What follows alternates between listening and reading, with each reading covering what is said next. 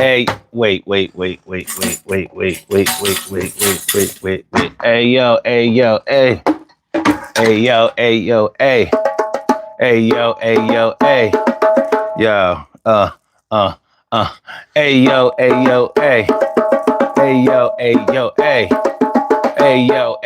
Hey. Uh, uh, uh.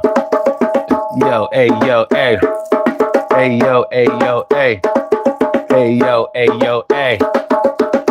Son 7. Daily go get 'em is daily go get 'em is daily go get 'em is I got a hurt backstory tell, hurt backstory tell, hurt backstory tell. Gotta say it well. Back is hurt like crazy. Nah, feeling kind of lazy. Yo, pain relief, baby. Can't play my congas, but I can still play my bongos. Yeah, that's how the song goes. I'm glad to be here, and I'm glad you are too. Y'all know who we are and what we do. My name is Sun 7, Mac 11, 7. Can't believe it's the Bramble. Yo, they fighting the fact that they sway. I had to fight every day. Y'all know my name, the game stays the same. Everything is gonna be alright until we get tamed. Right now, we are wilder than a lion out in the Serengeti, but I won't be petty. Petty people really get under my skin, but I know that what I gotta do after I begin. Don't switch the beat. Everything is gonna be alright. Take a seat. You bought your ticket and your fare, so you need to come right all up in here. And I dare you to say that we whack because hey, I see that life is under attack. Yeah, a lot of people think that they are, but they really don't shine bright because they not a star like me and you. You know how we do. Everything's gonna come on through. I said, yeah, what? Let's warm it up, y'all. Yeah, let's warm it up, y'all. Tonight we are talking about the two-faced folks, yo. Tonight we are taking, yo, hold on. Tonight we are talking about two-faced folks that become the names like spokes on a tire expires. Yo, it's not till the end. But let me begin. I know that I'm going to win in some kind of way because I'm sticking into this fight every day. And the fight that I fight is the good fight. I do it right. Everything is going to be all right. Don't be uptight.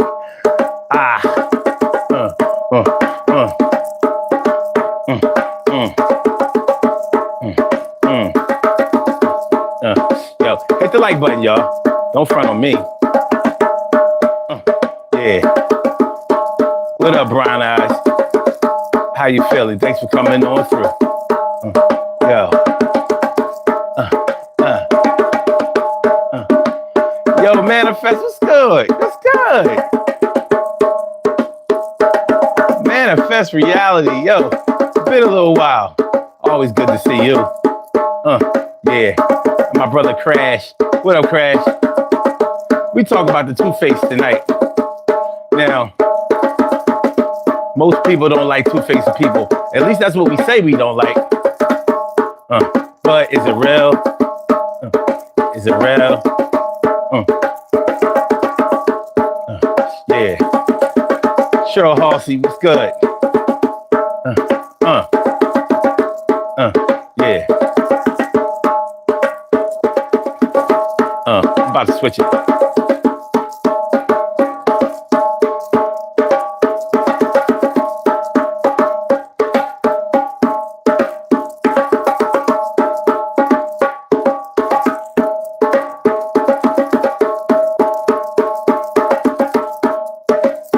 Marvina, how you feeling? Good to see y'all. I'm watching. Make sure y'all hit that like button, y'all. Yo.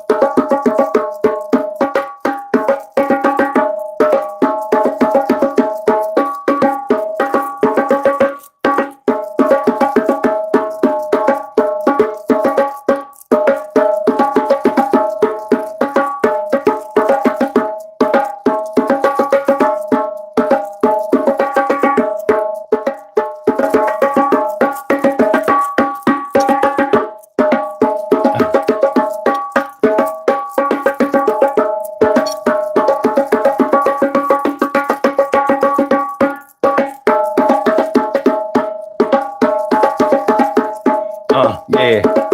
Everybody good though? For real. I could have stood up and played the drums, but not more than probably a couple of minutes. I don't wanna. Yo, when I'm sick, I can't stand being down for long. This thing is humbling me, man. It's humbling me.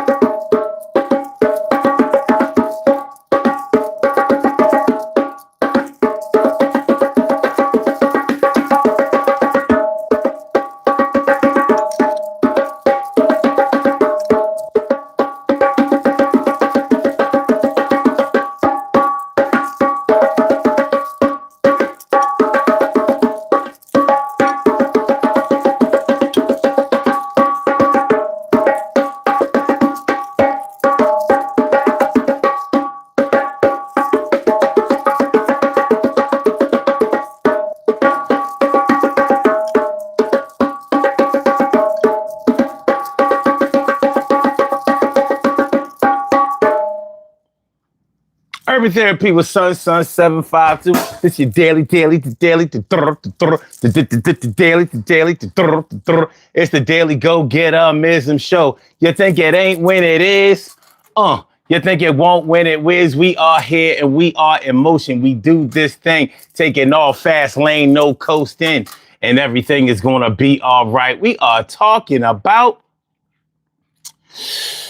when and how and when to deal with a two-faced person. You know, the word is actually two-faced. But I grew up with us calling it two-faced. Yo, he two-faced it. Yo, she two-faced it. And we mean that to say that somebody is one way with you and then they're another way with another person. And the way that they are with you is normally admirable. They're normally nice. They're normally, you know, they're like a good friend, a good person to be around. But then when you're not around, you're finding out that they have negative things to say about you and that they may act in a way that shows that they don't even really care about you or appreciate you. So this is the kind of person that might kick it with your enemies. And some people may say, well, you know, people have the right to kick it with whoever they want to kick it with. And that's true. But on a personal level, you're going to feel some kind of way when somebody is treating you a certain type of way, but then treating you a certain different kind of way when they are away from you. So that's what we're talking about tonight on the Daily Go Getter-mism show. How and when to deal with a two-faced person. Now, you know a bunch of people that are two-faced. And you probably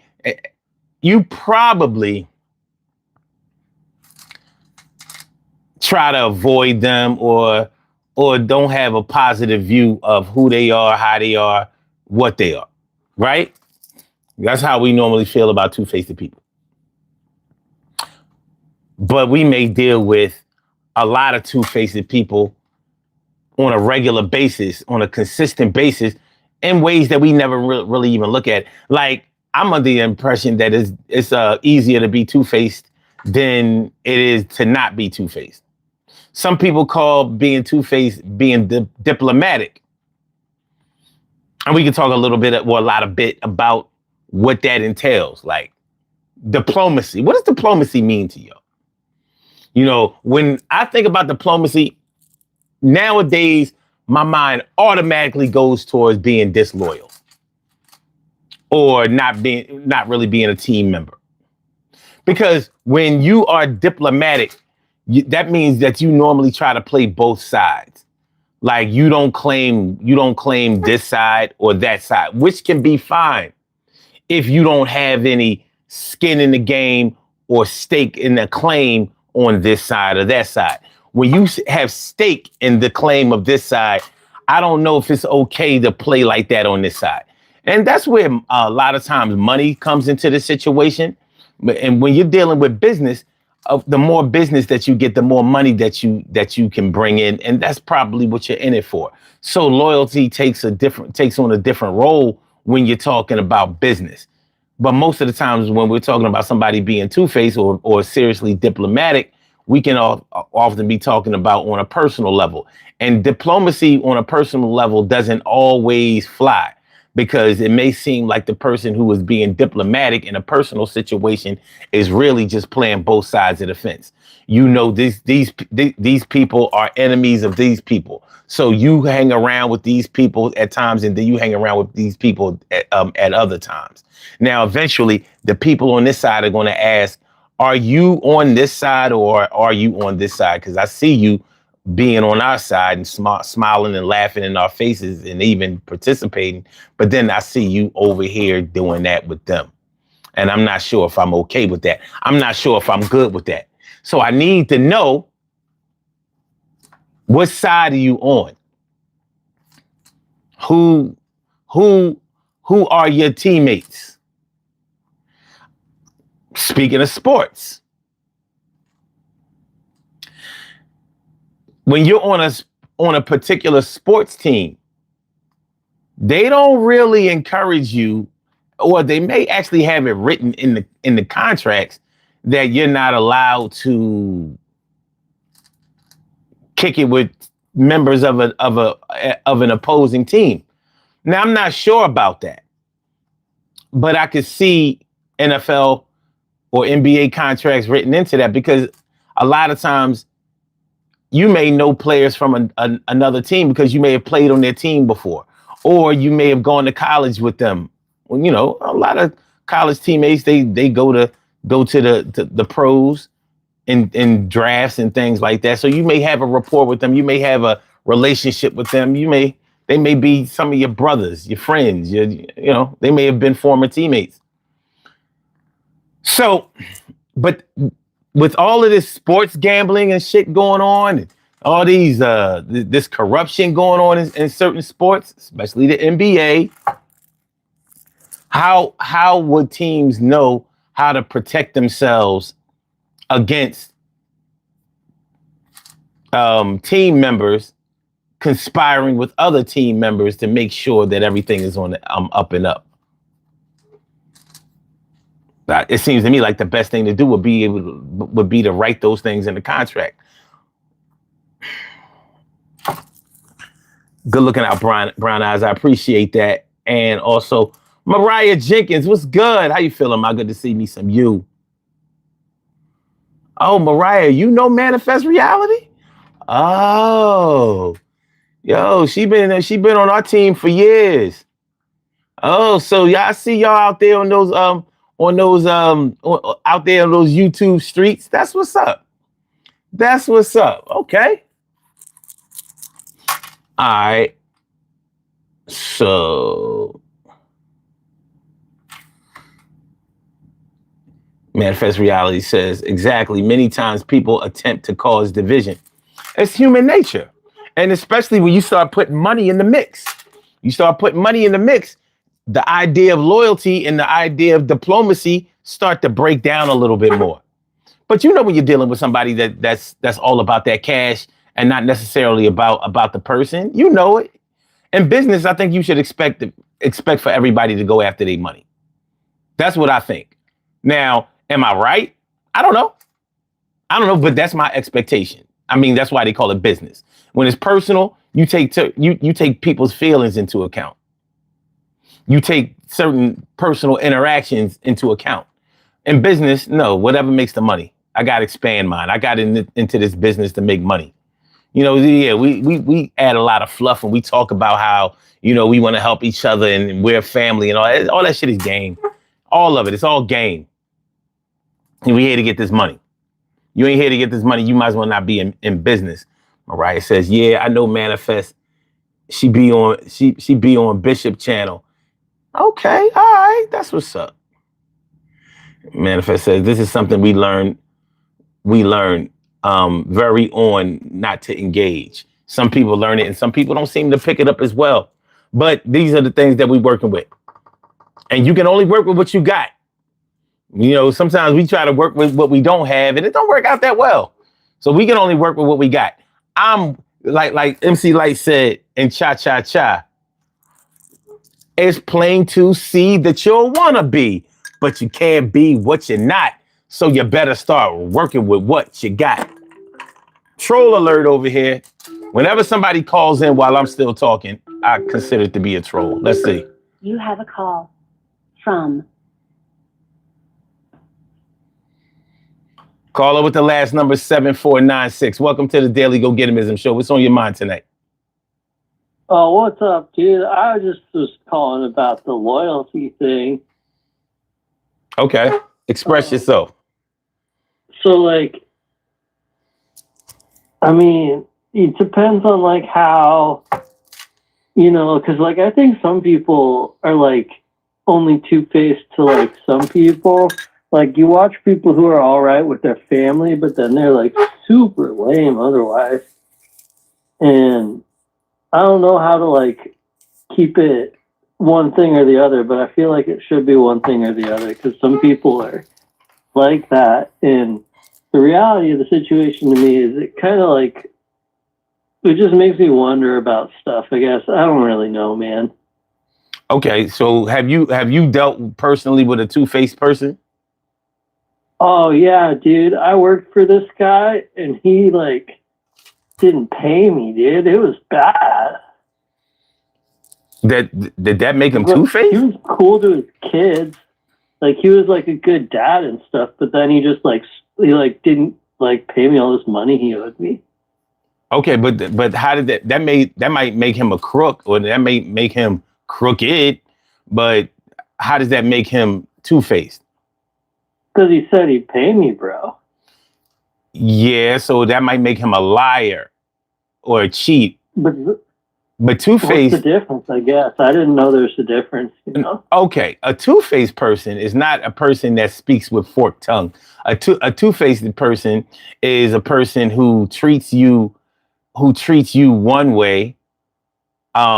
Maybe they treat you one way when you are in a certain setting or a certain group, but when you are with another group in another setting, they may treat you a totally different way. Like for example, maybe a man is very attentive and sweet and loving to his woman when they are together alone. But when other men are around or when other people are around, he acts controlling and argumentative and stern, or doesn't treat her very respectfully. That would be an example of being two-faced. Oh. Yeah, and being another example of being two-faced is when somebody makes you believe that you have a certain relationship when to other people they portray a totally different thing. So when they're around you, oh man, that's my boy. You know what I mean? That's my brother. You know what I mean? Friends to the end. Thick and thin, friends to the end. That's my man, 100 grand. That's what he says when he's in front of you. But to other people, you ain't shit. You know what I mean? You're not a good person. You're not a decent person. They may act like they only put up with you. They don't choose to be around you. They may even tell people that you insist on being around them when it's the other way around. See, they're being two-faced about that. And you may not find out about that until somebody who they've been talking to puts you onto it. And you may not believe it at first until you get concrete evidence that that's what's going on. And it doesn't necessarily mean that you might stop dealing with that person. And that can be one of the problems with dealing with a two-faced person. That's why I named the show how and when to deal with a two-faced person, because there are times when you may have to deal with them and times when you might be able to not deal with them at all by choice. Man, if I had to deal with two-faced people, I'd just get a contract, and if they didn't have like business contracts and stuff, I wouldn't. I'd just be like, later, dude. I don't need you. Like, we can make money or whatever, but no, we can't like party. Yeah. So you're the type of person that would rather not deal with a person that you think is two faced. Yeah, no way, dude. That's not cool. You can't be like I can't expect them to be like loyal on like a friend and emotional level. I gotta have like a way to like make it right in court or something. You know what I mean? Well, But, like that doesn't mean they aren't like good at like doing stuff, and you got to be around people who are good at doing stuff if you want to like progress and do the best. Because sometimes the people who are the best at stuff like are kind of lame, but then you just gotta watch your back with that. okay. So if you had a friend that was two faced, you can't take him to court for friendship. So how would you deal with that? Oh no, then you wouldn't be my friend anymore. I'd be like, you smell bad on the inside. But how would you know? What about when you don't know if they're two faced? Oh, that part sucks, dude. Because then you find out. Okay. All right. You're like, oh damn, that guy sucks. Let's take this a different way. Let's say that you had a friend or a brother or a cousin or a family member, whoever, y'all had been cool for years, and you may not have really noticed that they're two-faced.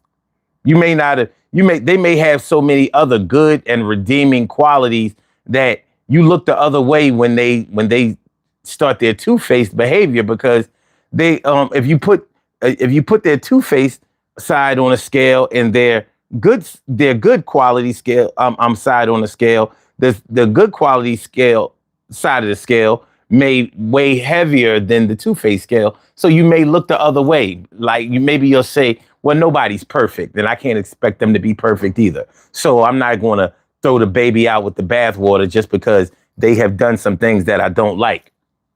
How would you deal with that situation if they're more good than two-faced, but they are two-faced and you've seen it?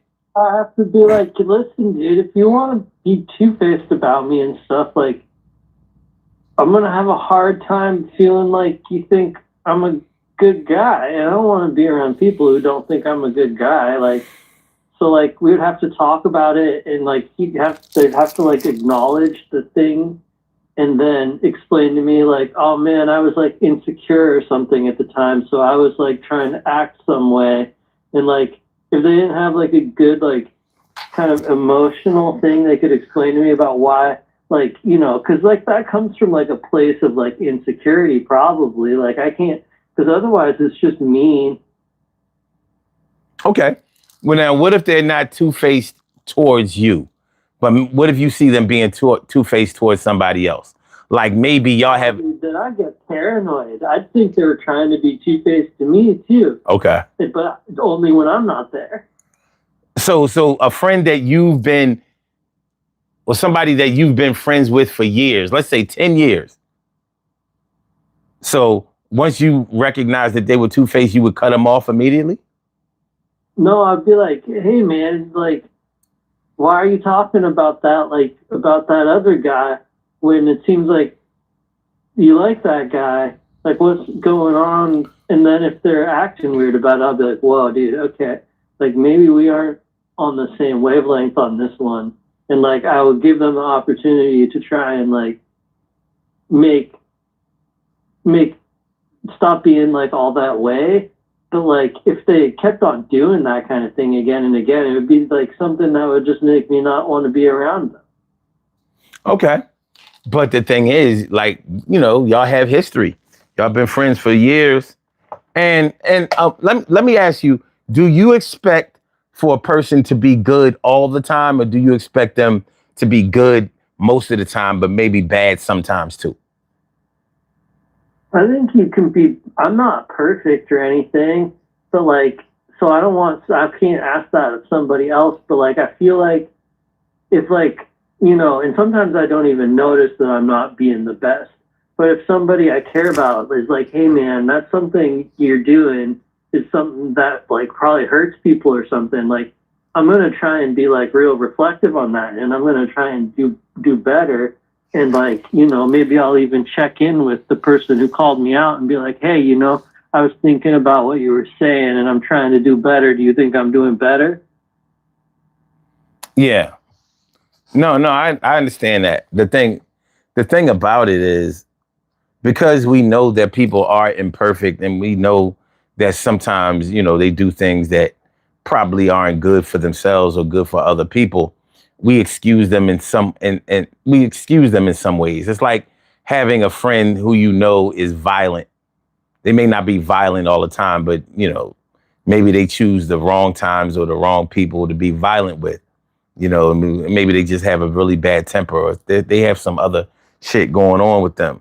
So you recognize that they're a violent person, but you also realize that they are an emotional person or a good person or a nice person or just maybe they're a big softy inside, but their feelings get hurt really easily, but they handle their hurt feelings with violence instead of verbally working it out or using their mind. So you may excuse them being violent at certain times because maybe you recognize when it's going to happen and when it's not going to. But would we be right to dismiss them being two-faced sometimes the same way that we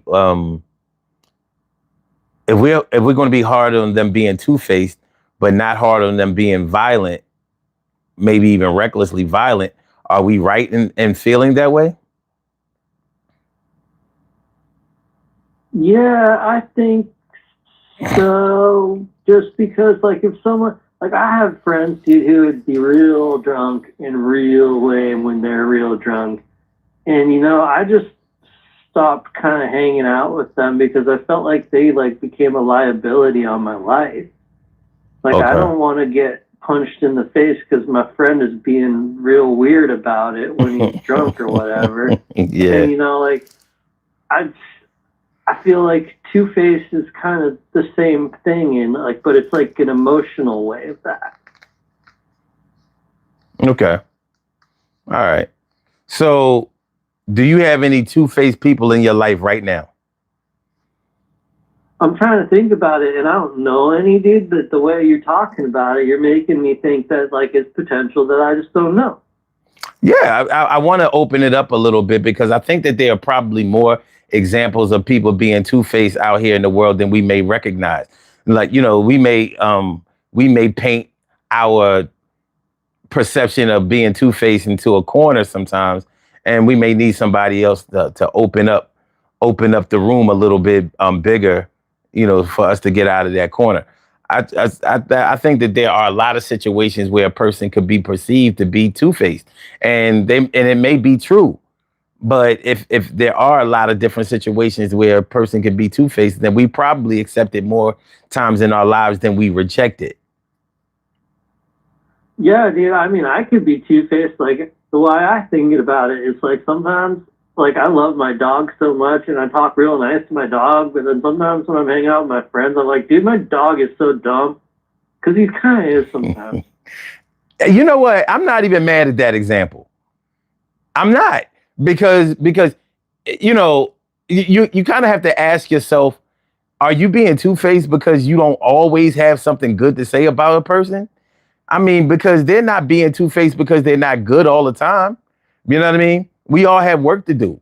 But I had a cat one time that I used to describe as being stupid all the time. I mean, even just because she couldn't talk. Maybe I was stupid for even saying that, but nonetheless, animals. I don't know, dude. Some animals are dumb. I got chickens, and they're dumb, but they're funny. But they're dumb. I've heard chickens are kind of dumb. I've heard chickens were kind of dumb. But yeah. Okay, go ahead. Oh no, I was just gonna say, like, it's something to think about. Like, I feel like I might have talked all my talk on this one, but. For the phone call, but like it's just like, yeah, dude, I don't know what to think about two-faced people anymore. Honestly, I thought I did know, but I don't think I do know. It's something to think about, and you're not necessarily wrong for reevaluating the way that you look at this situation. The same way they might not be 100% wrong about being two-faced in certain kind of ways. if you're telling the truth about a person, even though they're a good person to you or a good friend to you or a lover or a spouse, it does. I'm not sure if you're being two-faced about that, but you're not talking positively about them. You know what I mean? You know, if somebody, Yeah, I don't think that's two-faced though. And like, especially if you're like working through trouble, like maybe like somebody who you care about is like, you're like having a problem. And sometimes you just need to like talk that out with somebody else before you bring it up to them so that you don't like accidentally do some damage or something. Right. Because you're just trying to work it out in a way that's like, okay, I don't think that's two-faced. But I think like if you do that and then you don't talk to the person about it, after doing a lot of it, then like maybe you shouldn't have said it in the first place because it was just talking bad.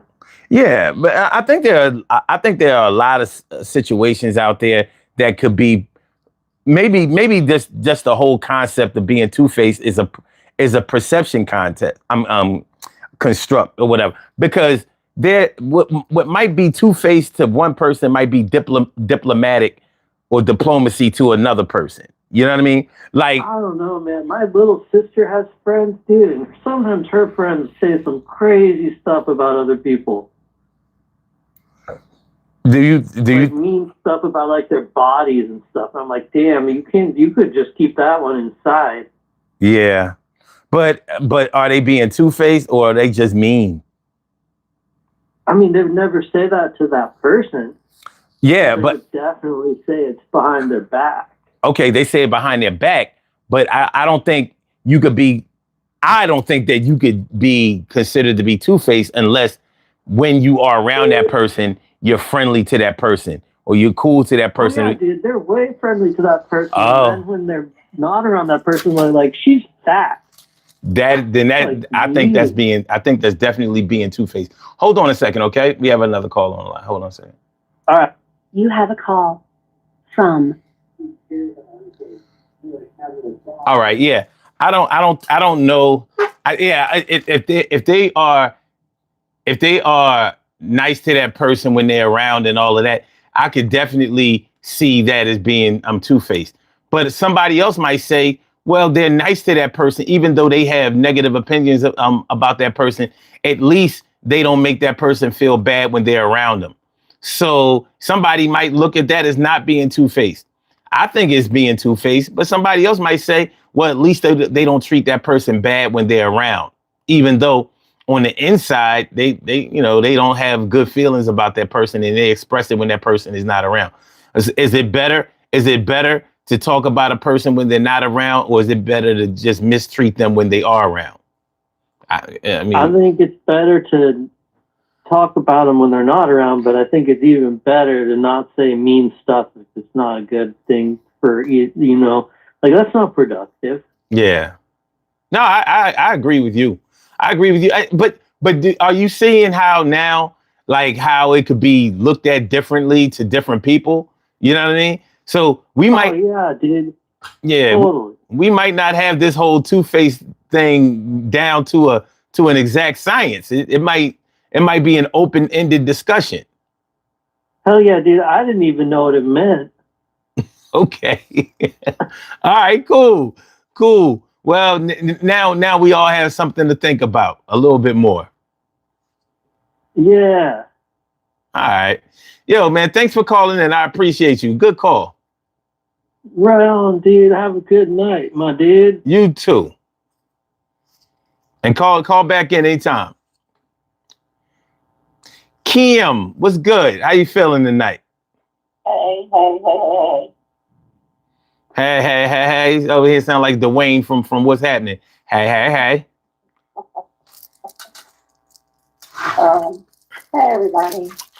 So I kind of caught a piece of what you were saying.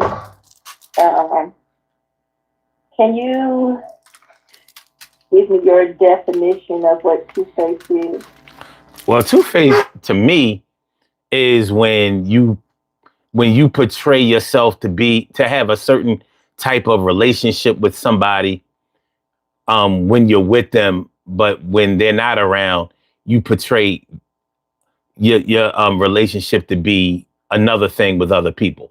In other words, you may tell the one person how close how much you admire them, how much they've changed your life, how special they are to you, and how you consider them to be your brother or your sister, or you know what I mean, y'all like family. But to somebody else, they kicking it like, well, no, I mean, that's my peoples, but we ain't like all of that. You know what I mean? We cool, but you know, it's not like that. I mean, for real, I could never be but so close to somebody who's like that. Like, because, you know, they start talking shit about them. So that's being two-faced. That's one example. There are many. But if I had to pick one for myself that I would have to stand on, it would be that. Okay. That's just fair enough. Yeah. So like I remember when I was little, you know how when you little, if you have cousins from out of town, you know, whether they from another city or another state or whatever, they come in to visit you. And like your core friends, I used to see this a lot. Like the kids on the block, you know, everybody is cool in the gang. You know, we like our gang, Little Rascals and all that kind of shit. But when their cousins come from out of town, now they treating their everyday friends like, you know what I mean? I don't need y'all right now because I got my cousins. You know what I mean? They start acting a different kind of way. You know, maybe even taking on the accent of their cousins from down south, Midwest, some West Coast and all that kind of shit. You like, what the hell? You know what I mean? Yeah. That's being two-faced too. Okay. Mm-hmm. So being two-faced probably boils down to a trust factor. Like, I know that this person is not going to be consistently the way that they are when other people come around, because they change. They morph into whoever is new and hot. Two-faced. Mm-hmm. Okay. Okay, so what you got? I mean, there's somebody in my world. And I say in my world because I have removed her from my circle who like that. She's exhibited signs of it for a minute, and then something happened, and I was like, this is okay. But I was told, give her grace because she's going through blase scoop and da-da-da-da-da. And of course, to another friend, I'm like, fuck her, for real. I don't give a fuck about what she's going through. But that friend agreed with the masses, and was like, well, sometimes you have to, yeah. So I've been yeah for a minute. But two incidents happened recently. Well, here in the past few months that I was like, I'm gonna have to let her go or crash out on her. One of the two things needs to happen. One, I called her one day and she was having trouble connecting the phone, answering the phone. And so she says, what the fuck she want? And then I hear her say, hello. And I'm like, oh, okay. Hold on a second. I think I just brought somebody out of the woodworks. Hold on a second. You have a call from Troy. The one them called Try. You are. You in the background watching that chat, motherfucker. I know what you see. I know who I know. In the background studying the chat and shit, looking for his time to jump in the ring. Yeah, I was waiting for the rope. I was waiting for the double dutch rope to keep turning. No, we not doing. Ain't no such thing as no fucking double dutch rope, man. We not doing that shit. Is this the Friday show? Somebody missed the Friday show. I don't know who the hell that was. You put this nigga on here. I don't got time for this shit.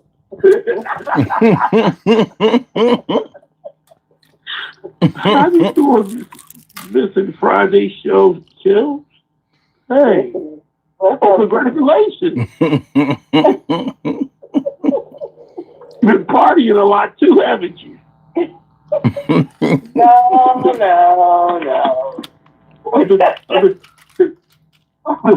Other than the Jackson 5, the Indiana Hoosiers didn't win. Ain't that some shit? They did that shit. I couldn't fucking believe it. Shout out to IU for kicking ass. I couldn't believe it. But no. No, That's not what has been happening. Life has been whooping my ass so terrible. So I no. understand. Well, we must pray for each other and make sure we don't become two-faced by not calling in every night like the person said. I don't even understand what you're saying this for, because you don't even call in every night. Fight your own damn tongue. Shut the hell up. I know I call in every night. I do. No, you do. Yes, that's how you do. You the post office. Mhm. Not the post office 24. They ain't even take a break. I knew for some reason I knew he was in the background. Well, I don't know. I felt the energy. Like, you know what? I just got a strange feeling. He in the crib, just watching the chat. Like, no, I ain't gonna jump in here. No, no. I'm gonna pick the most. I'm gonna pick the shit when it's at its highest. All right, when that shit get to 20 people, I'm jumping. Yeah, that's what I'm jumping in. I said, no, I'm gonna pull your ass right in this motherfucking quicksand with me. It's going down. I was right there looking. I'm like, okay, Kim's called. Let me let her talk for a few. Did you let me talk a few? I only got one to two sentences out there you called in. What are we talking about? You know, I wanted him to explain what you. I wanted him to explain to you what two-faced it is. Sir, you agree dominate the conversation. I know what's scary happened. Let me finish my shit. Let me pop off what I need to say first. Go ahead and finish your fucking shit. I just wanted to curse like you. Well, okay. I mean, if it made you feel good, go do what you gotta do. Anyway, so let me say,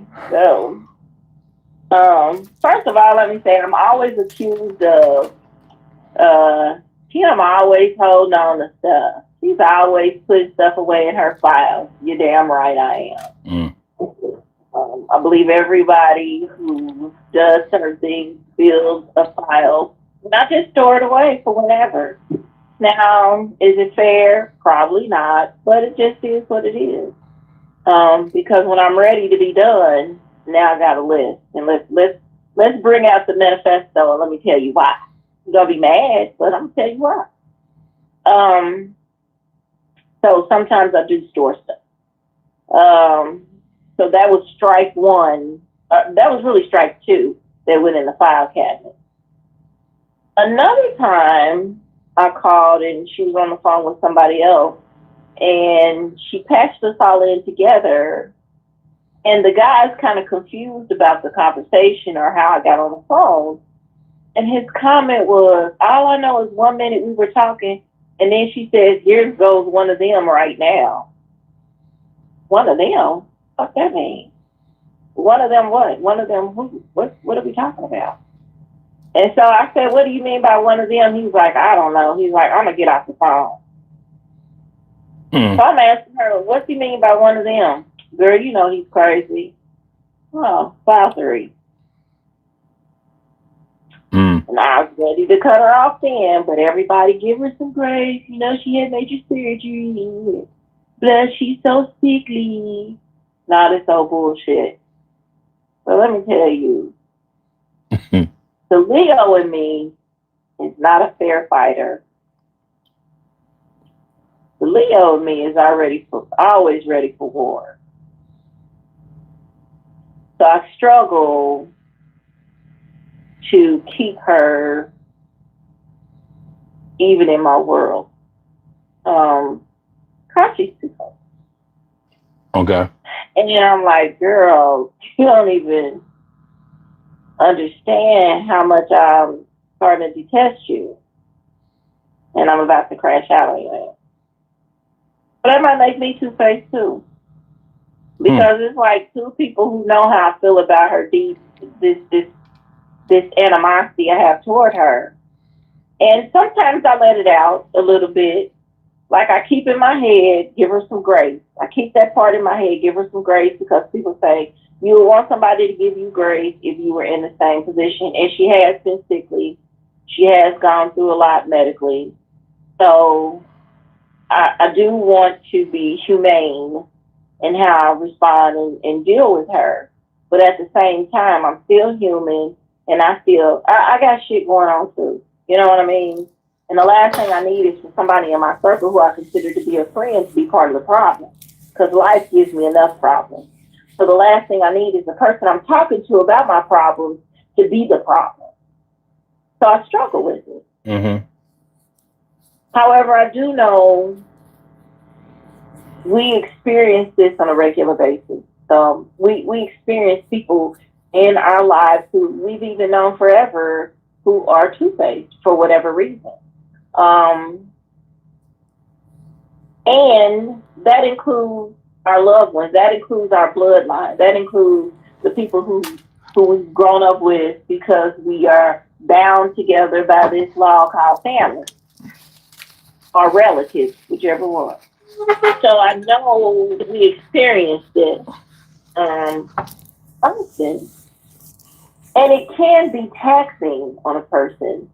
So that's why I'm one who, people say life is too short to hold a grudge. I think life is too long to be miserable with a person who means you no good.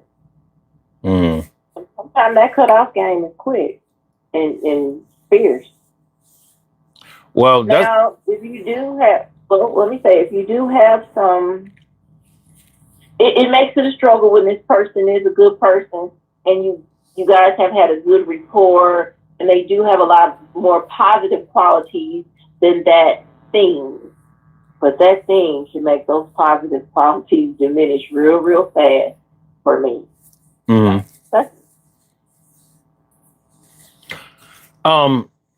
Yeah, I'm under the impression that being two-faced is kind of like it seems to be in the eye of the beholder. You know what I mean? What might be two-faced to one person might not be that to another person. You know what I mean? I don't think that is wrong to express how you feel about somebody who may have done you dirty. But to somebody else, they may feel like, you don't have the right to ever air out your dirty laundry about your family business. For example, let's say you've had problems with your spouse, your husband or your wife or whatever. And, some people feel like you should never speak about what goes on in your home to anybody else. And I'm thinking like, but, if you can't really be heard in your home by the person who is causing you grief or causing all the problems, what do you mean I can't talk about it outside of the home, or I'm being disloyal, or I'm being messy, or even two-faced? You know what I'm saying? Like, if the person in your home treats you like shit, are they're being disloyal? They're not being faithful. They're not being they're not treating you the way that somebody who is family or in love with you is supposed to treat you. So, to some people, that might be a form of being two-faced too. So it's a perception thing. It can be, it often is, because what's two-faced to one person is not two-faced to everybody. You know what I mean? So, yeah. So it makes it a little difficult to nail down exactly what being two-faced is. It can't. I think this is one of those vocabulary words that has an awful lot of definitions. So we might be able to use it better in a sentence than we would be able to define it. So yeah, because for me, I think it means like whatever I'm saying right now about this person, I can say to them. But I think if it's somebody, can y'all hear each other? For example, What you say? No. You can't hear Troy? Yeah, I can hear. No. I heard you and Kim. You hear Kim now? I'll hang up and call back in. No, I just hear you. I'll hang up and call back in just to see if we can pick up again. All right. Like what? Call back. She hung up. She said she's going to call back in and see if you can hear her.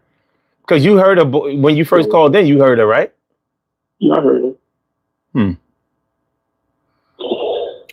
Yeah, but what you said is it can come in many forms. You know, let me let you get that. You have a call from All right. See if y'all can hear each other. Hello? Yeah, I can hear Troy now. Okay. You can hear her too? Yeah, I can. Okay. All right. It comes in many forms. It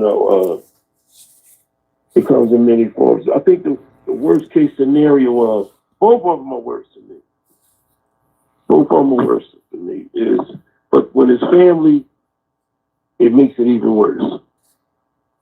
And I've had to, as of recently, I've had to not speak to family because of two-faced, being two-faced. Whether you're being two-faced, whether you're being uncaring, whether you're being unconcerned, either one, all that shit adds to being two-faced. You know what I mean? Like my oldest son, back in October, he said some shit out of his mouth. That not just two-faced, but it can be something that can get him in the ICU. Mm. Most definitely put him in the ICU. But at the end of the day, my mom said this to me years ago, son, in the chat. She said, if God can forgive you for your sins, how come you can't forgive people for theirs? And that's a good question, I said to my mom. It's always good to forgive people for what they've done, like God did. But when that person keeps doing the same shit over and over and over and over, even God be like, no, I'm gonna let the devil handle this one. Just to see how you will react to it. Or see if you're gonna handle it the right way to see how things go. Being two-faced, if I had a guy I grew up with from a kid. That was it's like family. I went to school with him. We the best of friends. I'm on the bus coming home from school, from high school. Girl said something nice about me. He calls me a pussy out of the clear blue. I'm like, God damn. If that's not two-faced, I don't know what is. How to go from being family to me being a pussy? That's definitely two-faced. I mean, changing up when other people come around, or men do a lot of that. When women come around, men are a lot different when they're around each other than when the females come through. They get different as hell. I seen it. It's like pulling the shades. Like, hold up, damn. Some women are like that too. It's not just men. Some women are like that too. I told you. Yeah, I've definitely heard about women being the same way, but men, men are crazy with it. You know what I mean? It throws me for a loop. It got to the point where I ain't fight on that Friday, but when I came to school that Monday, there was a lot of situations going on. Should have followed that Friday. Okay. On Friday, I had to catch my bus and get home, so I get ready for the house party that night. Mm. But Sunday, I told my sister boyfriend, I'm gonna bust this boy out wide open tomorrow. He laughed at me. Monday afternoon, before I went to shop, after shop class, his eyes was busted wide open. And then after that, I apologized to him. I ain't get suspended. My mom came to school with me. She pulled me in the hallway. She's like, damn, you fucked his eye up. I said, in the name of Jesus, ain't that what you told me to do, Mom?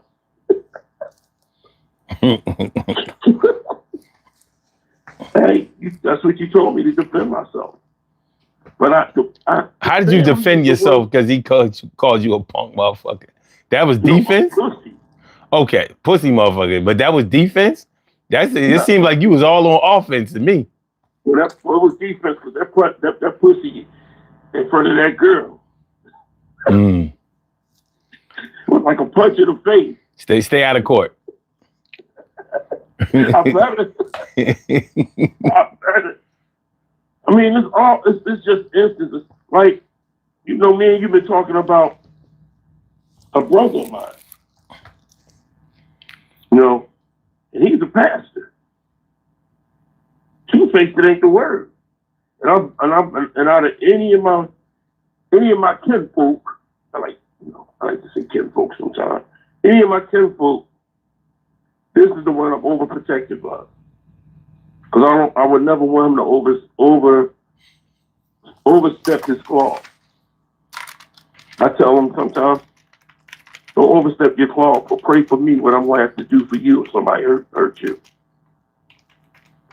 And he misconstrued it there by you know, Troy went to a trade high school.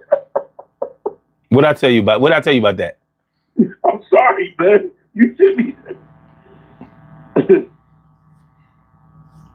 Look, you're all derailed and shit. You know what I mean? No, I'm not. So, because I turned back around and I was like, I can't understand how you can turn your back on a person. You know what I mean? When you can't shake my hand with the right hand, and then the next time I see you, you got the left hand giving me a pound. That's not how it works. Be the same around me as you always is. And if you're gonna be two-faced, don't be two-faced behind my back. Because then when I say something to you, then you're gonna be sitting up here saying, I ain't say that. No, be two-faced in front of my face. That's what men do. Don't do that shit behind my back. Oh, fuck this.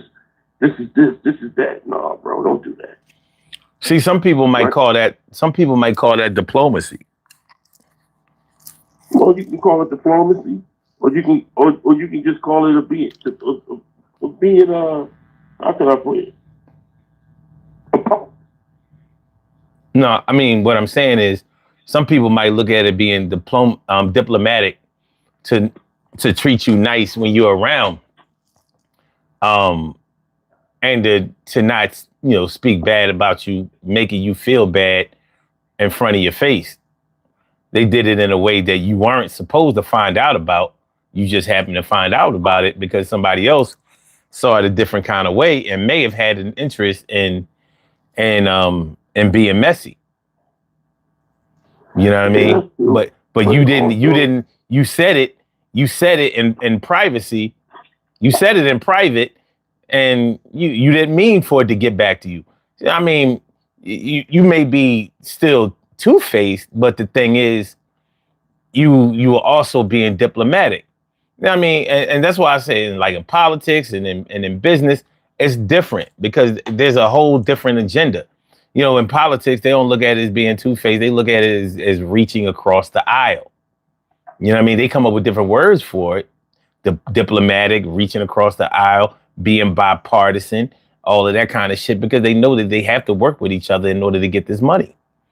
So, when you see a JD Vance that literally called Donald Trump America's Hitler, and now he's the vice president with Donald Trump being the president, or when you see what was that politician named last name Lieberman, who was a lifetime Democrat and then he switched over to the Republican Party. You know what I mean? And you would wonder how could they get away with that? Donald Trump himself was a lifelong Democrat, and then he became president with the Republican Party after saying that if he ever ran for president, he would go with the Republican Party because they would be stupid enough to let him in. And he was right. But people remember what makes them feel bad, and sometimes they forget the things that make them feel good, and vice versa. You know what I mean? So getting back to the whole perception thing about this whole being two-faced thing. We could say we're in this keep it 100 type of mentality these days where we, just like you were saying, you know, if you're going to be one way with me, what we're really saying when we say that is make me feel safe by your consistency. Mm-hmm. But I don't know if we can reasonably expect a person to do that because, you know, the way that we are when we're 15 years old is it has to be different than how we are when we're 25, unless we haven't learned or experienced any other thing in those 10 years.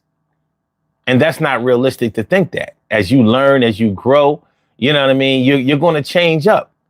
Where I have a problem with is where people have shown years and years of loyalty and faithfulness and dedication. And then all of a sudden, because of something or some things, now they've done a whole 360 and now everything is bad about what they supported all of those years. Like a Marjorie Taylor Greene. Like, really? Because you didn't get what you wanted.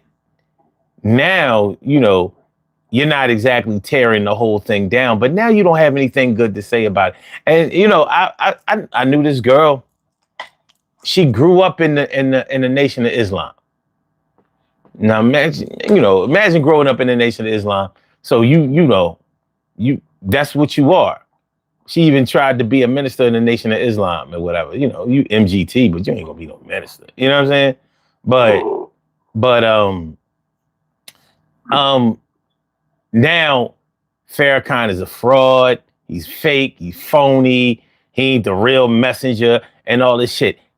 I remember when I used to talk to her, she used to defend everything he did. I was the one that was like, I mean, he be getting this money and, you know what I'm saying? Like, I mean, he got Malcolm X killed. I mean, ain't no way around that, you know? And she used to defend. And I expected her to defend that because she grew up in it. That's what she knew.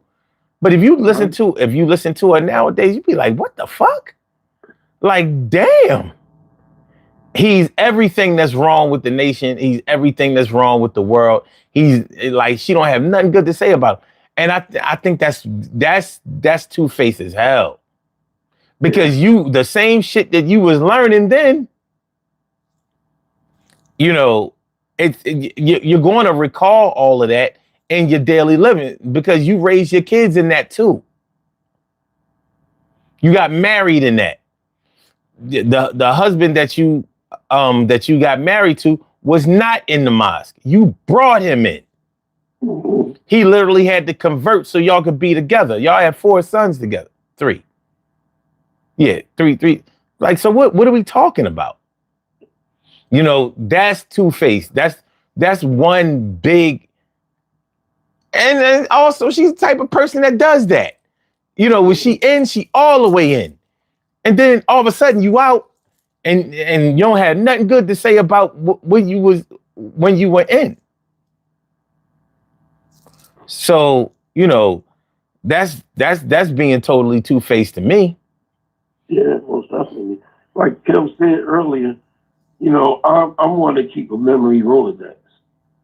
You know what I mean? Like, I'll put your name on that Rolodex. I'll put it in my memory. And every time you would do some stupid shit, I will just, let me write this down on this memory Rolodex and put it right back in there. I got a file cabinet. We all of us got a file cabinet in our head. Imaginary one. You know, and sometimes we let things fly. We'll laugh at yeah, you right. We laugh it off. But it's there. It's there. You know, I mean, I would rather if we tight like that and we cool and you got a problem with me, you mean to tell me as a man or as a woman you can't approach me and talk to me? Because if it's 10 like me and you got what? 20-something years inside? At least 21. Hello? Yeah, I said at least 21. Hello? You can't hear me? Oh, shit. And Kim hung up. Hello? Hello? Hello? Yo, this app is ass. This shit is straight ass. All right. Hello?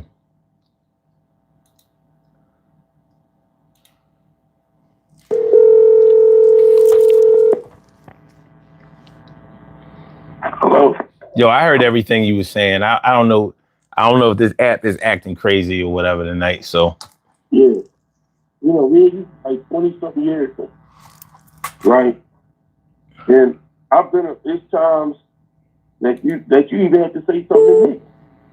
Nothing, it wasn't nothing. Let me let you get that. You have a call from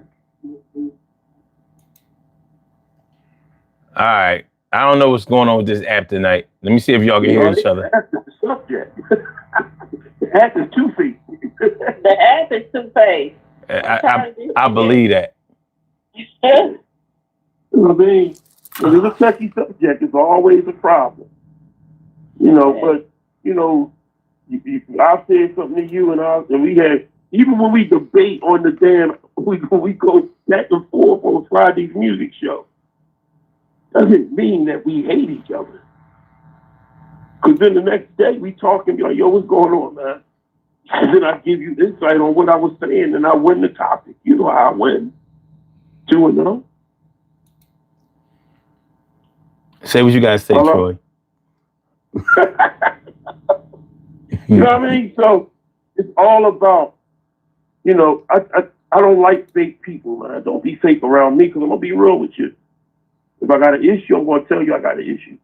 But 9 times out of 10, I don't really have issues, a lot of issues with people. The guy I used to work at, when I was a sous chef, I knew his family. So I respected him because I knew his family. But the two-faced shit that he was doing, you know, I had to emotionally hug myself.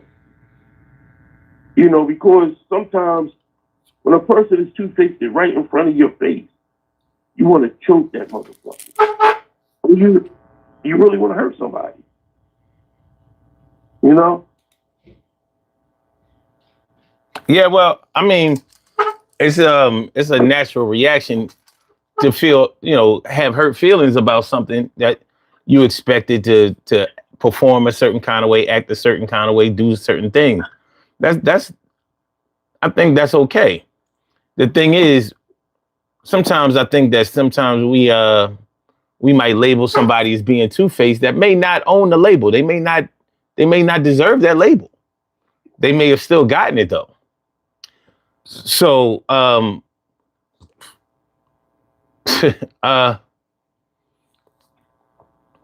you know, just because somebody might not treat you well may not be the reason that you could label them as being two-faced. And we probably have a lot of two-faced people in our lives or act in certain types of ways that might be seen as being two-faced. And we may be accepting of the way that they are versus somebody else who we may cut off for being that way. And in that way, how are we not two-faced? Like, let's say my lifelong best friend might be somebody I might cut off if they started acting disloyal or acting funny in any kind of way. But my woman or my spouse or whatever, I might put up with her and her bullshit, her disloyal, you know, unattentive bullshit for a long time through thick and thin. Now I might be able to say, yeah, but that's my wife. That's like my family. But I'm like, but that's your lifelong friend. That's not your family. You call him your brother. Or you call her your sister. And they got more skin in the game than your wife or your husband. So, you know, we may be pointing the finger and having the finger pointed right back at us at the same time.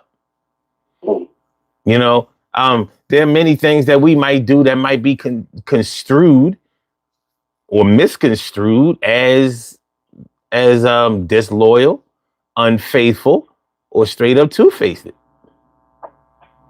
You know, just because you have something bad to say about a person doesn't necessarily mean that you're two-faced. You could be just telling the truth. And the truth doesn't always want to be heard by certain people. We know. We see that shit all the time. What I might put up with this person ain't what I put up with that other person. You know, our guy is our guy. Shit. I mean, even something as trivial as our sports teams. You know how you talk to certain fans, and if you complain about, let's say the Eagles got knocked out in the first round of the playoffs this year. You know, people, if you express like, oh man, they garbage. I knew they was gonna do that shit. They wasn't shit this year. And then another loyal type fan might be like, you ain't a real fan. You ain't a real fan. You supposed to be down with your team through thick and thin. You know what I mean? Win or lose, that's supposed to be your team. You shouldn't be talking bad about your team. Like, what are you talking about? They not fucking paying me. You know what I mean? You mean to say that I can't express what everybody else can see because that doesn't make me a real? Look, man, I was called a fake fan online when I said sometimes I leave the games. I go to the games and sometimes I leave after halftime if I'm too cold or if it starts snowing or whatever. He said, oh yeah, how could you leave? Anytime you leave the game before it's over, you're not a real fan. I'm like, I pay my real money. Fuck you. But it just shows what somebody's perception of where your loyalty should be or where your dedication should be, and they're comparing it against theirs. But they don't speak for everybody. But nonetheless, they're not the only ones who feel the way they're not the only ones who feel the way they feel. There are thousands more who feel exactly the way they feel. But both things can be okay. Both things can be true. Go ahead, you stay to the fourth quarter, deal with all that traffic coming up out of that shit. You know what I mean? While you watch them lose that game, looking all stupid. Meanwhile, I'm already damn near home. I done picked up some food. I can't wait to get to the crib. It's warm. My feet was cold. Fuck you. Well, see, that's the thing I'm saying. Like, I understand what you're saying. Some things can be misconstrued as being two-faced. But at the end of the day, when you have a life move, because I hate calling friend. I don't like to use friendship. As wait. Kim, can you hear Troy talking? Yes. Okay, all right. I call friends family. You know what I mean? Because if I'm able to, that's the respect part I would have for a person, and I will hope that whoever look at me like that, if you have an issue with me, then you come and talk to me. You know, don't talk to nobody behind my back because at some point in time it's going to get back to me. Mm-hmm. You know, so who said it was in the dark come to light? It does come to light because people, you know, I don't give a fuck what Alicia Keys talking about she won't tell your secret. Yeah, there's a lot of people that will. Does that make them two-faced too? What you say? Does that make them two-faced if they come back and tell you? It's just the person that knows. Good question, Kim. Damn. That's a good question. That's a good question. And I would have to have an understanding of how that person is. I would have to think about that. That's a good question, though, Kim. You know, if somebody come and tell you something, then you come and tell me, are you a fire starter? Are you the type of person that want to create a problem? Or are you just are you being loyal and being like, listen, watch your back, this is that. So saying this shit about you. You know, and that's a good question, you know. But even if that person came and told me, I'm not going to go to the person that I feel as though is like my family and be all right around. Be like, yo, let's talk for a minute. Because I heard around that this is how you feel. Give me this conversation real quick. What's going on? Mm-hmm. I don't want to, like when I was working at a job, it was the same one I was working with. He was one of the people going around talking about I'm a house nigga, I'm a snitch, I'm a rat, and I'm like, we're not even on the street. This is a corporate business. I have a job to do. So I mean, at the end of the day, telling me might make me think about what I was not say to you. Hello? Like it's hello? You can't hear him now, Troy? I mean, Kim? No, I hear you, Kim. I hear you. I just wanted to make sure. I thought I heard Kim say hello. You cut off in the middle of it, sir? Oh, Uh, I got nothing. so my thing is this. Then I'm gonna yell. If you can't come to me, through the TV, and then when he starts talking, if you can't come to me as a man or a woman and just confront me and tell me what's going on, then we're not really tight like that. Because you shouldn't fear what I'm going to respond to. Because like if I got a problem with son, I'm going to say that. If I got a problem with Kim, if I had a problem with Kim, then she on the fuck you on Friday. But then she told me why, and I'll be like, you know what, Kim, you're right. My apologies. I must pray for you, my child.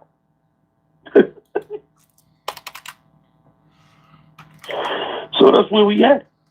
I'm not the type of person that walk around I don't like to keep a heavy heart. I like to be able to say what I'm going to say and get it off my chest. Because when you keep everything in you and you don't address the problem, it becomes worse when you do. Yeah. Yeah, there's a lot to this. It is this two-faced shit. There is. There's a lot of ways to look at this thing. It really is. I'm not so sure that if you're telling the truth about somebody that you're being two-faced. But like they say, it's not what you do, it's how you do it. That's what they like to say. If you're telling the truth about somebody, but you got to tell the truth to the person. This is how I feel. This is truth about how I feel about this. But when you go tell somebody else, or when you wait until somebody come in front of you, if you think I was a pussy when we was together, you could have called me that together. Don't wait till I get in front of another female. She give me a compliment, and then you call me a pussy. Because it's not going to end well. I yield. She ain't had no business telling you that he calls you a pussy. No, she didn't. He did it in front of my face. Oh. Never mind. Then he's just stupid. That's just dumb. Yeah, he wanted that smoke. All right. What about a situation? What about a situation where Kim hung up? I don't know if she couldn't hear or whatever. But what about a situation where all right, just like you said that you can't talk behind somebody's back, but then act like everything is good when they're around. What if you have really bad communication problems with the person, with somebody? Like, so you've tried to address the situation with the problems that you have with somebody, but they're not the type of person you can get through to. They're just, you've tried time and time again, but then they've proven time and time again that they're not going to be cooperative in the way of you being able to really talk to them about, the problems that y'all have. Like in the case of a spouse or a lover. You know what I mean? Like you've been talking like, listen, I want things to be better between us. We bump heads a lot and we don't always see eye to eye, and we wind up arguing and fussing all the time. Hold on. You have a call from All right, Kim, you good? Kim? Yep, I am. All I don't right. know if I can hear Troy or not. Did he say anything? Say I something. hear you. Yeah, I can hear Troy now. All right. I just hung up because trying to listen, it's too much of a delay, so it throws everything off. So I was like, let me just hang up and call back. Is it a delay? Okay. So yeah, you if you might have problems at home, and like I said, people might say that, you should leave your problems at home or just try to work out your problems at home, but at home might be the place where you have the most frustration because you're in a situation where the two of you are not communicating. Y'all can have disagreements about the way y'all raise y'all kids, about the place where y'all live, the environment that y'all live in, the furniture that y'all set up, the decor. Y'all might be bumping heads crazy. And there may have been a time when you gave way. Like, I don't really like my house to be decorated like this, or I don't really like this kind of furniture. But look, I'm gonna let her do her thing or whatever and let her decorate the crib. But this shit, I ain't, it don't even really vibe my spirit. And things like that can come to a head when you feel like you have given way or given favor or taken a back seat to your own desires for somebody else. And when it's time for you to when it's time for you to get yours or be shown favor or at least be compromised with, what I mean, you get a big fat ass to kiss and it ain't even washed. So The thing about that too is even the reality, everybody has to have an outlet because people have died from keeping it all in. That silent build up inside is what causes people to have these random heart attacks and strokes. We know this happens, so we all need an outlet. But does that make us all two-faced because we have an outlet? I think you should be able to voice what you want to say. mm-hmm. Regardless if it's happening in the home and you need to tell a friend outside of the home. Everybody needs an outlet to be expressing and say what they need to say because you can kill yourself trying to hold it all in, and we know people have done that. And unfortunately, especially when it comes to a marriage, you're supposed to be able to come to your partner, or a relationship, you're supposed to be able to come to your partner. And if you can't come to your partner, that's a problem in and of itself. So when you start speaking outside of the relationship, it opens the door to a lot of other things, or it's just an outlet. And I don't think that makes a person two-faced, but that could go for any situation. A child in a home where things aren't going well, and it may not necessarily be an abusive home or anything like that. It just could be a lot of discontent going on in the home, and the child is in this, and it's making them unhappy.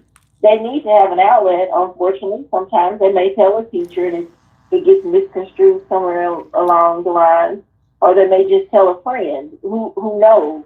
But the reality is that child needed an outlet to be expressive. Mm-hmm. So that's where that whole two-face thing becomes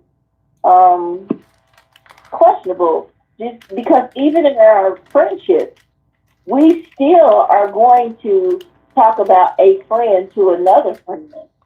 And I don't mean gossiping. I mean just, I'm angry with this person today for this thing, and I'm telling you. Mm-hmm. It doesn't mean I don't like this person. It doesn't mean I hate this person. It doesn't mean I want the relationship to change. It just means right now, today, they've done something to piss me off. So. And that's why I say that a lot of this two-faced talk is left up to perception. Mm-hmm. It's not consistent enough. It doesn't mean that it's not real, but it's not consistent. There are a lot of different perceptions. It's like pain. What might be really painful to one person might not be that painful to another person that has a higher tolerance for it. But you don't even really know exactly how somebody else or anybody else experiences pain besides yourself. All you know is this shit hurt. And if nobody acknowledges that you're being hurt, you're going to be even more hurt. Now you physically hurt and emotionally hurt, or double emotionally hurt. You know, so it's hard. But there are some people that most people can agree are two-faced, because you see the way they move consistently. That's what I was getting ready to say. Mm-hmm. Yeah, the consistency part is the most important part. Now, if that person only acted that way one time, is different, because you can act that way one time, and then y'all can have a conversation, and then everything is squashed. But if you continuously do the same shit over and over, then we gotta really reevaluate who we are as friends. Let's do this. Maybe we should talk about some people that we may all know, you know, public figures or something like that we may agree that they are consistently two-faced, and some people who might be on the fence that we may disagree with, or you know, not totally be on board with as being two-faced. I'll start. Donald Trump, totally two-faced.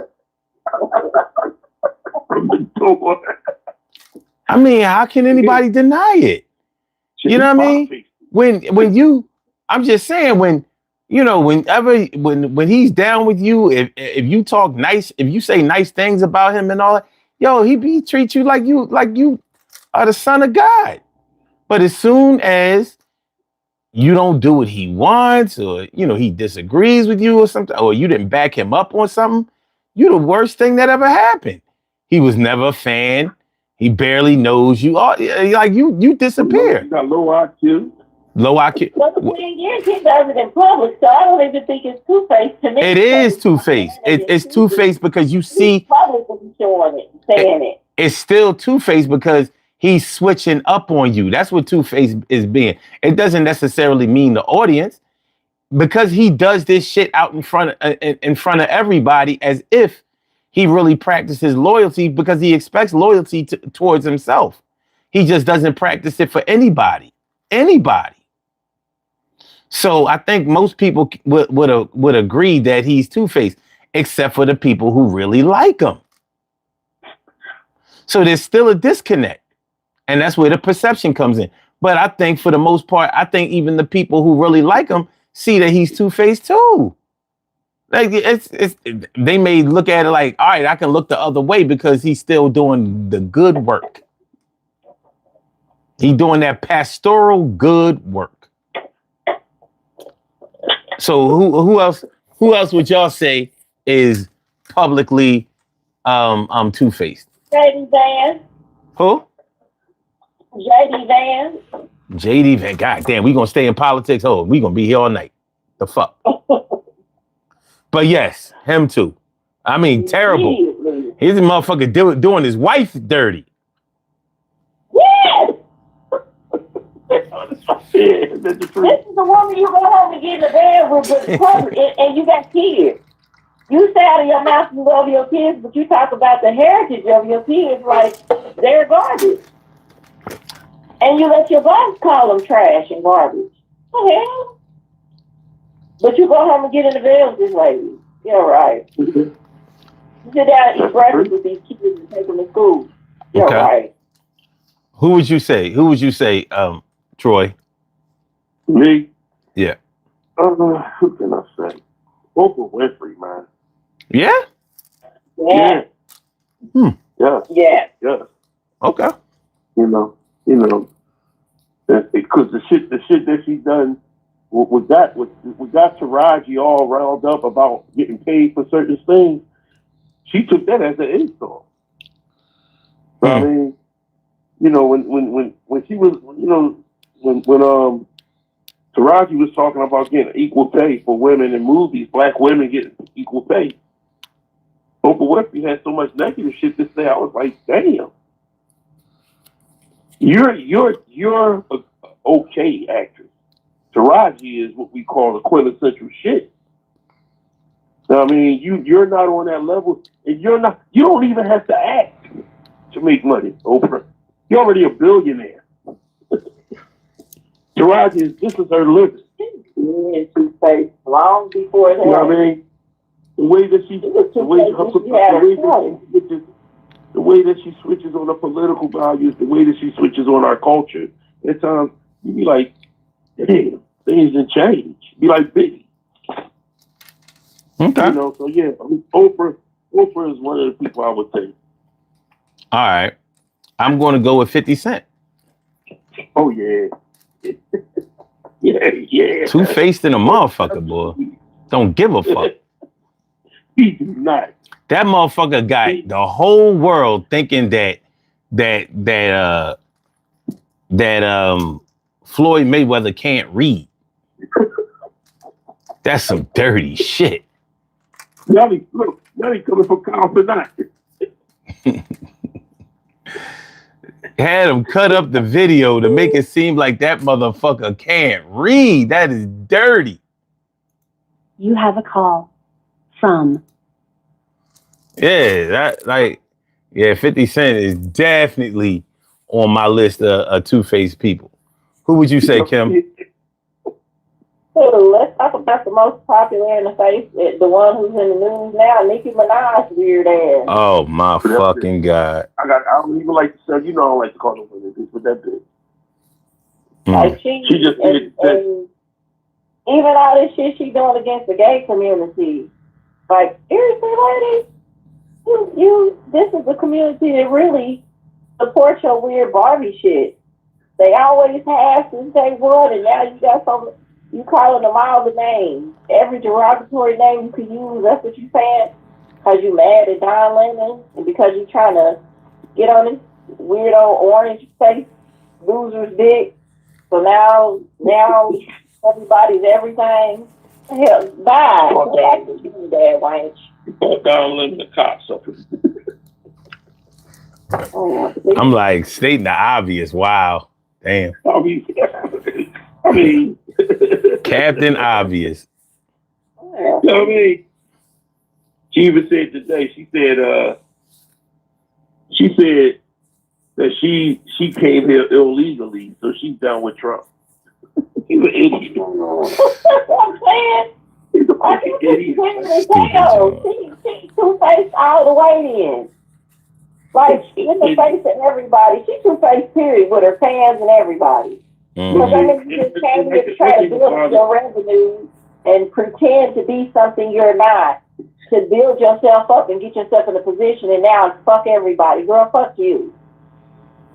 Yeah, that's like, you know, it just takes me out. People, you shouldn't even be talking no more, considering your brother is locked up for molesting kids. And your husband might be on that same scale. And your husband is on the Megan Lawless. And then you got a child around this. Girl, go home. All right, who would you say, Troy? No, mine would be Diddy. Okay.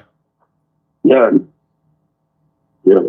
Diddy, he is two-faced like a motherfucker. Even after I seen the part, I was looking at the Reckoning, and there was a part where he was outside his car when he was trying to get the love from the New York streets. So he was going around, this is for like almost 3 days before he got locked up, going around shaking hands, kissing babies, like he was running for mayor. So he got back in the car. He said, man, I can't wait to get back to the hotel room, man. Put some hand sanitizer on me. You see all them people, I was shaking their hands and hugging on them. Oh, I feel dirty. Yo. I feel dirty. Yeah. I'm gonna go with that two-faced ass Monique. Oh yeah. That motherfucker's treacherous. Yeah. That motherfucker is treacherous. You know what I'm saying? When she turn on you, she turns right the fuck on you, boy. You know what I mean? Always trying to, but I'll give it to her. It's all about that money. You know what I'm saying? She see somebody else get paid, she getting two-faced in a minute. Like, I know you didn't pay them $5 more than you paid me. Oh, hell no. Hell no. And the worst part about it is that shit be working. She done got away with it. And the worst part about it is she's not funny. I wasn't even gonna go there, but she not. Son, Straight trash. No matter if we ain't do it for years, we do comedy, son. We know what good funny Yo, is. I ain't never cussed my way through a whole set. That bitch will fuck shit, damn hell, motherfucker, goddamn dick pussy. I'm like, I know it gotta be a joke you wrote somewhere. You freestyled this whole show, ho? Style free. I tell you, she believes in herself. You know, and you know, the only thing that I did agree on with her is the payment of a black woman comedian and a white woman comedian. But if the white woman comedian funnier, then I can't hold you. I can't agree with that one. You know what I mean? She act like you don't get booked on how funny you are. I'm sorry. That's not how they book people. They book people on their ability to draw a crowd. Bro. Yeah. You could be the funniest motherfucker on earth. You don't put asses in them seats, you not getting booked. Yeah. Sorry. If you was that funny, then you would have a stronger following. That's it. Mm-hmm. That's it. So, I mean, how can you be in show business and not understand that? Because at the lowest level, when you was a comedian, you were being told that. You know, you had to do bringer shows and all of that kind of shit. Bring 5 people and you know, two drink minimum and all that kind of shit. And you ain't getting paid shit off of those 5 people that you brought. So, yeah, it don't work that way. But anyway, that's mine. Who would you say, Kim? Sure. So, your new favorite guy, Anton Daniels. Oh God, Lord. Yeah, do somebody else that somebody really know. He ain't built like that. You know this nigga is. Wait. What's wrong? What's wrong with Anton Day? Well, for one, all this new negative, I hate black women, routine and campaigning niggas home. Like he's trying to be the new, what's his name, Samuel? Kevin Samuels. Yeah, Kevin Samuels. So he hates black women. Is this the one that just went through something with Corey Holcomb? Yeah, that's him. Yeah. But this what's crazy is now he's just I'm so better than everybody. I'm so refined and life is this and this. But it wasn't long ago. This motherfucker with a hot dog suit trying to. I'm sorry. What'd you say? I'm sorry, Kim. What did you say? I know you didn't say a hot dog suit. I know. You heard what I said. No, I did. I'm gonna unhear it.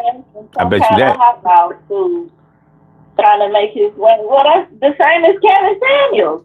Everybody was riding his nuts, but prior to that, then he goes, "Hey guys, the best cologne to wear is." Like, get your sugared up ass on somewhere. I'm saying, they're one and the same. These niggas come out here, all of a sudden they refine better than everybody and dogging everybody. Dog walking them up and down the street, but prior to that, y'all was the sweetest motherfuckers on the internet. Get the hell on out of here. So let me not to change the subject. So what do you think about Corey Holcomb talking about his daughter and his wife? Fuck him too. I don't give a fuck about neither one of them. For real. But Anton is worse. Because 1 minute, like I said, you in a hot dog suit, you this sweet boy, but now all of a sudden you are refined and you're better than everybody, and black people this and black people that. The first thing you are in life start with black. Before anything else, before you even came into the world, your ass was black. But now black people this and black people that. You don't get on. Your mama's black, sir. The fuck on. She two-faced the black. Yeah. Who you got, Kim? Troy. Morgan Freeman. Damn. Whoa. Let's hear it. I know what he gonna say. Go ahead, Kim. I mean, I feel it. But I think I know what you're gonna say, but go ahead. Because I think you're a perv, but go ahead. This old motherfucking electric company motherfucker. He gonna say that Barack Obama. Now we do know there was a black president before Barack. We do know that. Yes, he was. You know, but he gonna say, well, Barack Obama is not black. He said he's not the first black president because he has a white mother. So stop calling him the first black president. And my thing was, if Barack Obama went and tried to get a loan, do you think that the bank will hold it against him because of his color pigmentation? Has nothing to do with the fact that he got a white mother. Has the fuck to do with his color. So at the end of the day, yes, he's to us. And if you want to really be specific about what black is, let's just go by what the white man said. You know what I mean? The percentage of black, if you have one drop of black blood, you're black. How wasn't Barack Obama the first black president of the United States? Because we had one back in forever ago, but the thing was they didn't know he was black at first because he just had. Yeah, but you're talking about John Hanson, but was he the president of the United States? He was the president for. He was the president, but it wasn't of the. But it wasn't the president of the United States. That's what people keep fucking up. The North and the South were divided. They were not the United States. Before there was a terminology, Never thought of it. I mean, I've been saying this point for 2 decades. I'm like, this is the first me hearing you say. no, I'm not. That's not against you, Kim. That's not against you. Every time this argument comes up, I'm like, why do they keep leaving out this piece of history? They were not the United States. Barack Obama is the first black president of the United States. Before it was the Confederacy and the Union. They weren't united. You understand what I'm saying? So that George Washington wasn't the first president of the United States of America. So, you need to have a show on this topic because this is one of interest. Like, I don't think anyone has ever thought of it in those terms. I think that's a good show. Since we put it out there without planting that seed. Yeah, you can say that we had a black president before, but not of the United States. But when you're saying this about George Washington, that changes a lot of things, sir. That changes a lot of things. Oh my God! Every president before he became the United States was just, before the Union was put together like that, they weren't the president of the United States. Would you say that? Yeah, I would. Yeah, here we go. Yeah, that would be a great topic. They weren't the United States of America. Shit, before the Louisiana Purchase, you know what I'm saying? Like, the French owned the whole Louisiana Purchase. We talk about from Louisiana all the way up to Minnesota. You know how many states there are in the Louisiana Purchase? So I'm like, you got to get it together. Well, that would be a beautiful topic, bro. You have a call from. Yeah, like American history is a motherfucker. I took a lot of that shit in college. You know what I mean? That's why I'm like, when they start. Who would you consider the first president of the United States then? It would probably have to be. It was probably Abraham Lincoln. That's what I was going to say. It probably was. Now, I'm not the end all. I'm not the end all be all on this. You know what I mean? Because but the thing about it, anybody after Abraham Lincoln. Yeah, well, everybody after Abraham Lincoln would be looked at as the president. The presidents of the United States of America. But yeah, they weren't the United States of America before.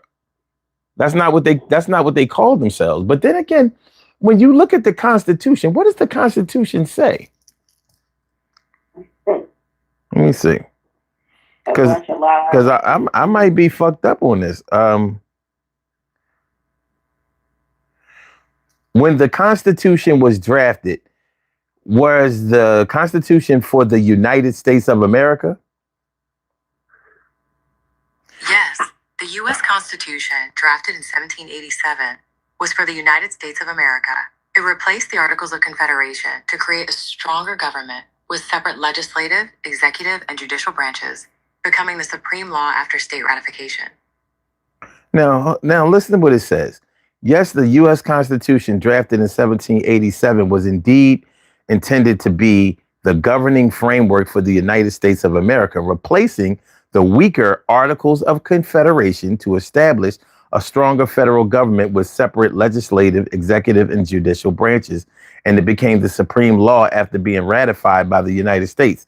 That seems a little contradictory to the fact that Virginia was the capital of the southern states.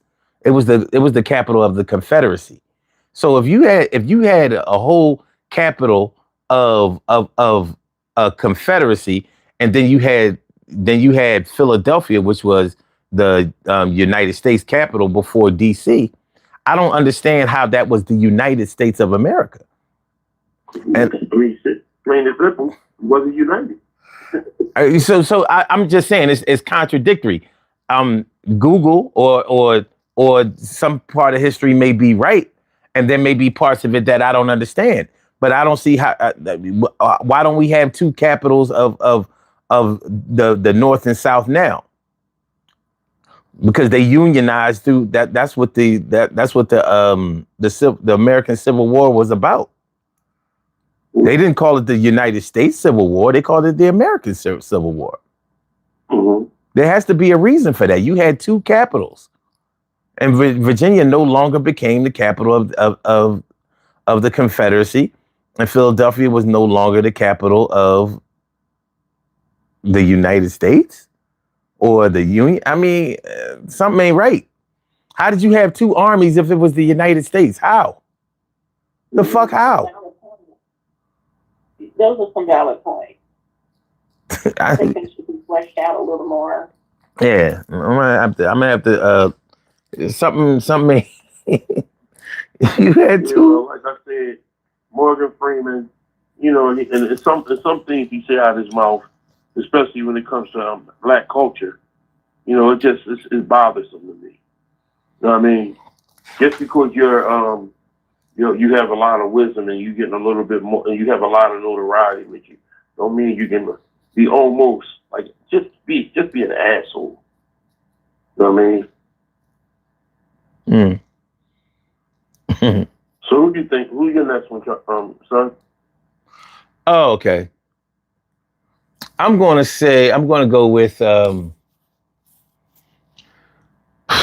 want to say Brian McKnight, but You can say him. Yes, he's a dickhead. I don't even want to give him that shine. And I'm not sure if he was being two-faced, because I don't know if he ever liked his first set of kids. I don't know. Did you see that interview? That motherfucker dirty. I'm gonna say Kanye West. I knew you were gonna do that shit. I hate you, bro. Yeah. I gotta get my Kanye West disloyalty joint up. Kanye West.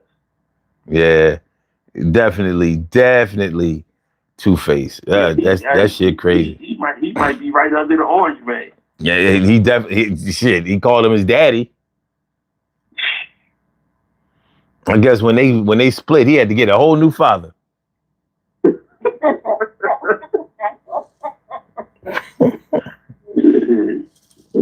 God damn, I know his mom in her grave spinning like a top. She break dancing. Yeah, I'm going with Kanye. I think all three of us can attest to that right there. I agree. What would you say, Kim?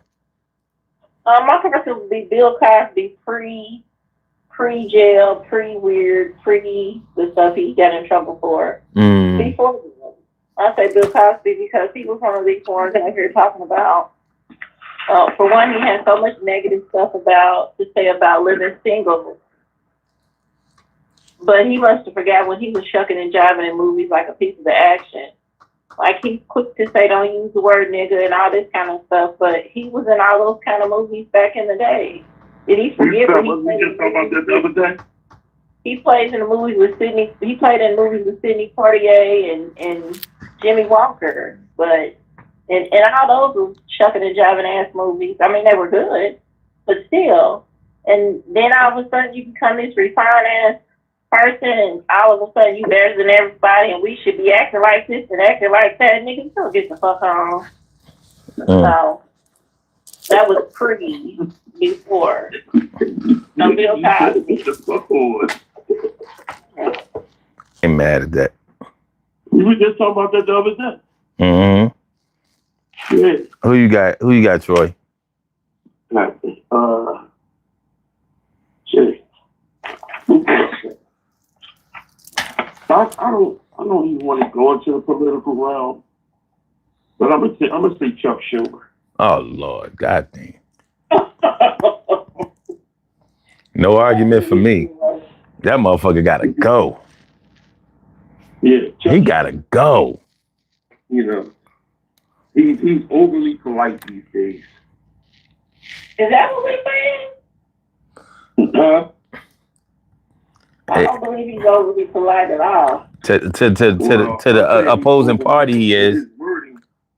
His wording, the way that he talks and the way that he conducts himself, he's overly polite these days. Yeah. To the other party, he's definitely a little bit more accommodating than anybody would like to see. And then considering how he was when the Orange Man was in office the first term, he had so much to say. This term right here, Yeah. this term right now. Capitulation. Huh? Capitulation is his name. Mm-hmm. Absolutely. Yeah, Chuck Schumer. Good old Donald Trump's side piece. Yeah, I'm going to have to agree. Next, I'll go with that ratchet ass Jaguar, right? Oh shit! I don't know if y'all know who she is, but no. I'm not. I'm talking to the rest of the audience. If y'all don't know who Jaguar Wright is, and if you do know who Jaguar Wright is, you probably know who she is, not because of her music. You probably don't know nothing about her music, but you know about her telling on somebody, snitching on somebody, exposing somebody, putting somebody out there, and how she was the best singer, and everybody then copied off of her, and she ain't got a hit that you can name. Mm-hmm. Not solo, not one. You can't name I challenge anybody to name a Jaguar Wright song, a solo Jaguar Wright song off the top of their head. I challenge anybody. Right now. You know what I mean? Because it ain't going to be easy. She had one album, and that shit was trash. I agree. I don't think she had a second. Hold on, let me see if she ever came out with another. Did Jaguar Wright ever come out with a second solo album? Yes, Jaguar Wright released a second solo album, studio album titled Divorcing Neo, Married to Soul on July 12, 2005 through independent label Artemis. So she got dropped, but that's okay. I didn't know she. So she had two albums. I could have sworn she had only one album. It says key facts about the second album. Shelved project. Before 2005 release, Wright recorded a different second album titled And Your Point Is for MCA Records in 2003, which was shelved after the label folded. After securing rights to her recordings, she signed with Artemis Records to release Divorcing Neo, Married to Soul. How you gonna divorce Neo Soul and you ain't make no mark in it? I mean, when you're crazy, you can do anything. Shit, divorcing Neo. I mean, a lot of motherfuckers was abandoned Neo Soul. I was like, it was just too good for some of y'all, huh? You know what I mean? That shit. It's like It's like you didn't learn that pattern on Pac-Man. You got sick of seeing other motherfuckers win time and time. You couldn't. Your quarter was no good here. You was never getting on. That's why you had to fight in the Chinese store. Yeah, she was on Miss Pac-Man for like 3 hours.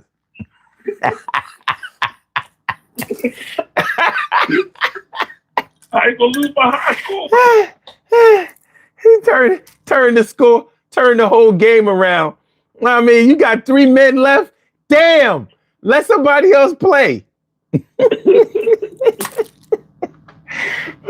Here we fought because he snatched me off the game. Miss Pac-Man.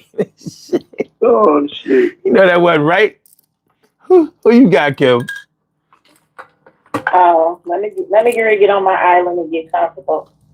Maya Angelou. Oh, damn. Thank you. Damn. Phenomenal. She's one to always say something about a woman should this and a woman should be a lady and a woman and blah, blah, blah. Bitch, you was a sex worker. You started your career on your back. Get the hell on out of here. Back down, legs up. Shut up.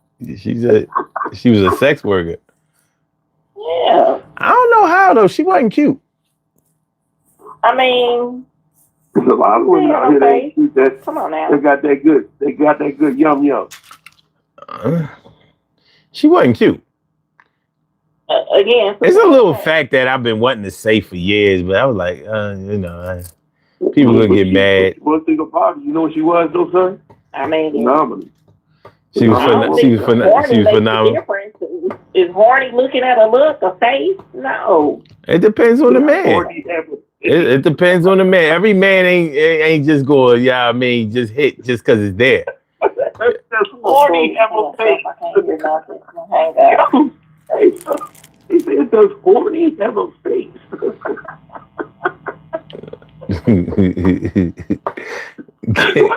fuck? Kim banged out. She banged out. JJ, what up? Hello? Yeah, JJ in the chat said, yep, I know about Jaguar from talking about everybody. I didn't realize she was even a musician. I'm trying to tell you. Yeah, she swears she know everybody, everything. She the Forrest Gump of fucking music. You have a call from. She is. She the fucking Forrest Gump. She there when everything when everybody got raped, when everybody got sexually assaulted, when everybody got beat up, when everybody she was there. I'm like, damn, bitch. Nobody. Jaguar the fly right. You know what I mean? When everybody cheated, Jaguar was there. I was right there. I was there when he met Beyonce. I was there when they first did it. Matter of fact, I unzipped the zipper. I regret it now, but shit is crazy. Well, I'm gonna give mine right now. And mine, if you want to throw Jaguar right out there, you can't not throw her brother Gene Dill out there. No, it's Kim's turn. Is it? Yeah. I just said, did Troy say somebody else? Oh yeah, my bad. Yeah, it's your turn. It's your turn, Troy. My bad, y'all. If you throw a Jaguar out there, you cannot not throw Jaguar's brother Gene Dill out there. They're one and the same. I don't know who that is. Yeah, that's internet shit. Like I don't know how many people gonna know who Gene Dill is. Okay, well let me come up with another one. That Jay-Z. You know what? I go for that. I will definitely go for that. Yes, I would agree. That motherfucker done turned his back on a lot of fucking people, boy. Jay, boy, woo! As recently as this week, it was a guy that was saying that Jay-Z was his father for years. They dropped the case, and now Jay-Z is suing for family to pay $1,000 for lawyers' fees. Wow. You can't make this shit up. It sounds made up. You can't make this shit up, bro. And the boy looked just like them. Amazing. And not to mention the Colin Kaepernick thing. You know, forget Dame Dash, because Dame Dash, he just fucked his own self up. I can't even call the shit with Dame Dash two-faced.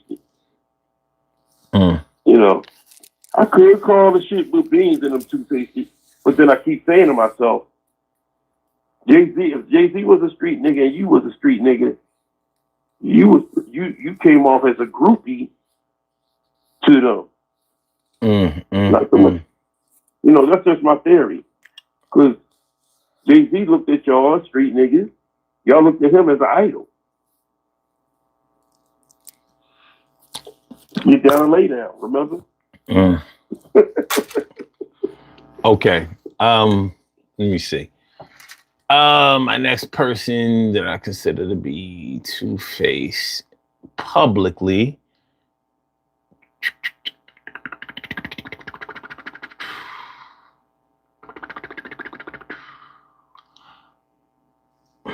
You know what?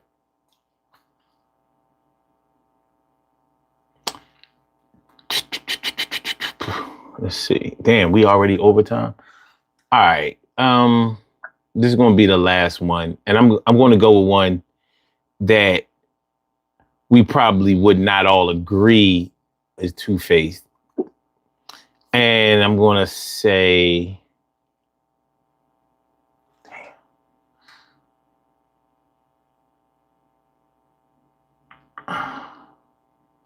You know, there's some people that kind of stood strong. You know, I want to say Tyler Perry. You could. Yeah.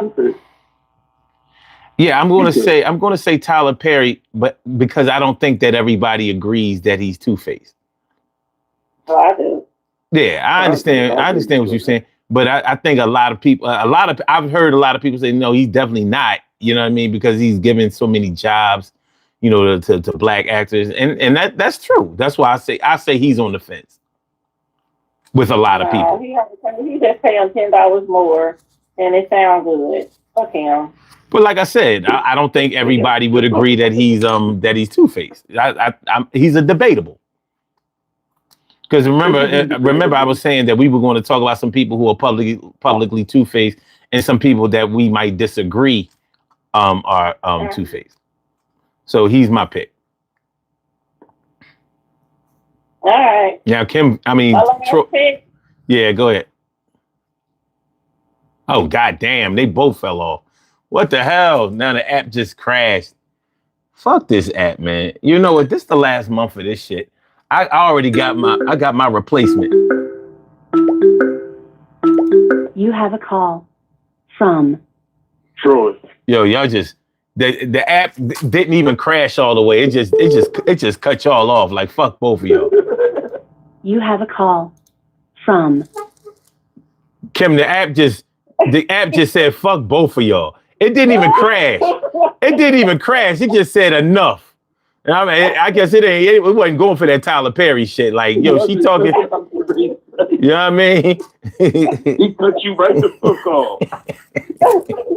Well, my last person is TDJ. Oh my God. You mean Diddy Jakes? It's like, my bad. Diddy Jakes. And his was before the Diddy Association. He's always been a cool ass weirdo. Fuck him too.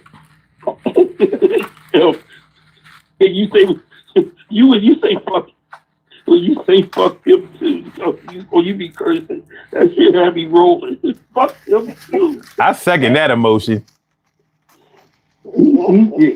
I second that emotion. And he's also debatable. Yeah. Oh, yeah, because the church people ain't going to agree. They don't have to. I don't care. He's debatable. Yeah. Well, since you brought up TDJ, and I second that. After seeing the Drewski skit, I'm gonna say the mega church. Yes, because they so butthurt. And that Drewski stuff is hilarious, and they are mad to death about it. So, He was so on point. We back in. Sorry about that, y'all. The device ran out of juice, but we wasn't going to end that way. I ain't gonna let it go out like that. We back. Sorry about everything. Thanks everybody for hanging in there. Thanks everybody for hanging in there. It makes a good thing. Look at this, 752. Hey. All right. Well, let's go ahead and do the poll question. Wait a minute. Did you end it, Troy? Yes, it's the mega church. Yeah. The mega church. All right, we're gonna end that there. All right, let's go to the the poll question. The poll question was, can a two-faced person still be loyalty? And 46% said no, that's the opposite of loyal. Interesting. And 14% said yes, but loyal to only one thing. 18% said they pretend to be loyal to everyone. And 21% said only in their minds can they be loyal. Interesting. Very interesting. All right. So that's where we are with that. Listen, man, I didn't expect both of y'all to call in tonight, but I'm glad y'all did. I appreciate the convo. I appreciate the wisdom. I appreciate the insight, and I appreciate the opinion. That's what's up. So let me go ahead and do these birthday shout outs, and that's gonna wrap it up for us. So I bid you both farewell in a very good night, just like Christmas Eve. And I'll holler at y'all next time. Thank you. Well, you guys be careful there in Philly. I guess you guys are supposed to get this weather before we get it here. So just stay safe, everybody. That's what's up. Be blessed. Love everybody. Enjoy your day. All right. Peace, y'all. everybody. Even if you're there, be safe. Bye. All right, peace. All right, we have some birthday shout outs to do. Some people were born on this glorious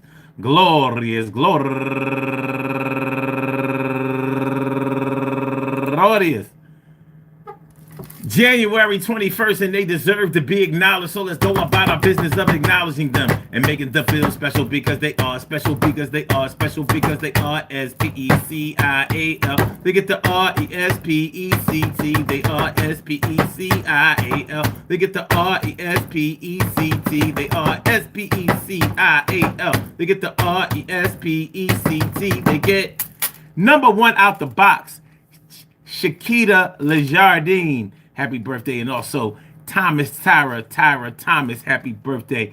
And Michelle Wilson, Desiree Johnson, Angel Salters, Nana Botima, Umberto Edwards, Sandra Cruz, Inez Altagracia Medina, West B Reviewing, Tracy Taylor, Yolanda Thomas, my cousin Yusef Abrams, Lena Marie Grenier McGee, and last but not least, my cousin Milwaukee Style, Angelique Sharp Angelique. I want to say happy birthday to all of y'all, and I hope that today finds you all a good health, happiness, mind, body, soul, and spirit. And that goes out to each and every person out there born on this glorious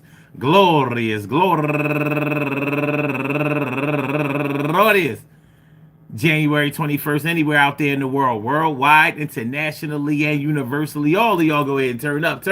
But don't turn up too loud, just turn up loud enough so everybody can hear you. Rock out, rock on it, do the damn, the rock out, rock on it, do the damn, rock out, rock on it, do the damn thing, you do your thing, y'all. Represent the queens and kings, you do your thing, y'all. Represent the queens and kings. Good things happen to those who wait. Great things happen to those who grind. And anything can happen to those who go for theirs. So go hard, go for yours, and remember, man, being two-faced is not normally something that somebody wants to be around or appreciates or respects or whatever. But you know, unfortunately, just like a whole lot of negative things, they have their places in our lives, and sometimes we may make concessions for that type of behavior and those types of ways of being that we probably regret later on. You know, and honestly, we may display some of those ways of being two-faced ourselves. And we can definitely be held accountable for enabling somebody to be two-faced, because people feelings get hurt in these things. Sometimes people get physically hurt because of this. Sometimes you know how it is. I think we probably all know how it is not to allow somebody that we really care about to get messed up behind somebody else's BS. Sometimes when our loved ones' feelings get hurt, our feelings get hurt at the same time. Like that connection is strong. Can a person who's two-faced be very well connected or strongly connected with somebody? Yeah, they can. And that's part of the problem. Most two-faced people have a lot of friends. Think about that. Is it oxymoronic? No. They have a lot of friends because they playing both sides of the fence all the time. They doing that diplomacy thing. They doing that switch side ass shit. Switch hitting ass shit. Well, anyway, these are the days and times that we live in, and these are the types of folks that we have to deal with. It's something that we got to deal with. You know what I'm saying? And hopefully you're dealing with your two-faced people in the best way that you see possible, and it keeps you out of harm's way. And whatever way that keeps you out of harm's way. Peace to all my day ones, my everydays, and my brand news. I love y'all to death. Resuscitate y'all. Love y'all right back to life. We will be back tomorrow night with another Daily Go Getterism show. So I hope y'all come on through. And I invite you to make sure y'all hit the like button, share the show, subscribe to the channel if you haven't subscribed to the channel yet. I hope y'all enjoyed listening to the broadcast as much as I enjoy broadcasting it. We broadcasting it. So I'm gonna holler back at y'all. Time to go to work or time to go to bed? I'm going to bed. Peace.